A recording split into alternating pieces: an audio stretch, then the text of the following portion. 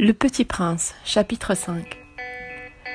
Chaque jour, j'apprenais quelque chose sur la planète, sur le départ, sur le voyage. Ça venait tout doucement, au hasard des réflexions. C'est ainsi que le 3e jour, je connus le drame des baobabs. Cette fois-ci encore, ce fut grâce au mouton, car brusquement, le Petit Prince m'interrogea, compris d'un doute grave.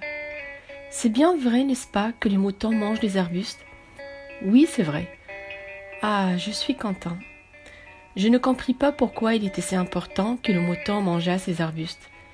Mais le Petit Prince ajouta.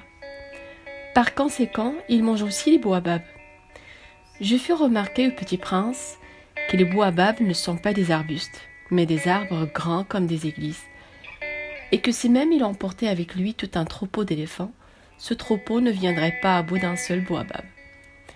L'idée du troupeau d'éléphants fit rire le Petit Prince. Il faudrait les mettre les unes sur les autres. Mais il remarqua avec sagesse. Les baobabs, avant de grandir, ça commence par être petit. C'est exact, mais pourquoi veux-tu que les moutons mangent les petits baobabs? Il me répondit. Ben voyons, comme s'il s'agissait là d'une évidence, et il me fallait un grand effort d'intelligence pour comprendre à moi seul ce problème. Et en effet, sur la planète du Petit Prince, il y avait comme sur toutes les planètes, de bonnes herbes et de mauvaises herbes. Par conséquent, de bonnes graines de bonnes herbes et de mauvaises graines de mauvaises herbes. Mais les graines sont invisibles. Ils dorment dans le secret de la terre, jusqu'à ce qu'elles prennent fantaisie à l'une d'elles de se réveiller.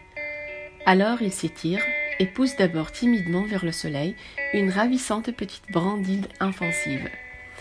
S'il s'agit d'une brindille de radis ou de rosier, on peut la laisser pousser comme il veut, mais s'il s'agit d'une mauvaise plante, il faut arracher la plante aussitôt, dès qu'on a su la reconnaître. Or, il y avait des graines terribles sur la planète du Petit Prince. C'étaient les graines de baobab. Le sol de la planète en était infesté. Or, un baobab, si l'on s'y prend trop tard, on ne peut jamais plus s'en débarrasser.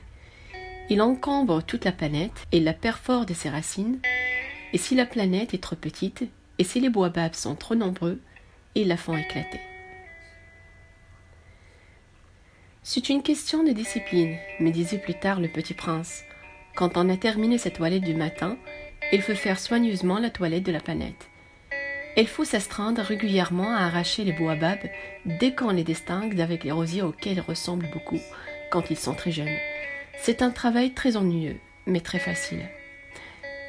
Et un jour, il me conseillait de m'appliquer à réussir un beau dessin, pour bien faire entrer ça dans la tête des enfants de chez moi. S'ils voyagent un jour, me disait-il, ça pourrait leur servir, et il est quelquefois sans inconvénient de remettre à plus tard son travail. Mais s'il s'agit des baobabs, c'est toujours une catastrophe. J'ai connu une planète habitée par un paresseux, et il avait négligé 3 arbustes. Et sur les indications du Petit Prince, j'ai dessiné cette planète-là. Je n'aime guère prendre le temps d'un moraliste.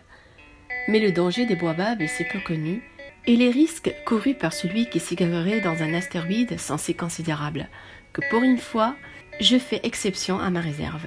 Je dis « Enfants, faites attention aux baobabs ». C'est pour avertir mes amis d'un danger qu'ils frôlaient depuis longtemps. Comme moi-même, sans le connaître, que j'ai tant travaillé ce dessin-là. La leçon que je donnais en valait la peine. Vous vous demanderez peut-être pourquoi n'y a-t-il pas dans ce livre d'autres dessins aussi grandioses que le dessin des baobabs. La réponse est bien simple. J'ai essayé mais je n'ai pas pu réussir. Quand j'ai dessiné les baobabs, j'ai été animé par le sentiment de l'urgence.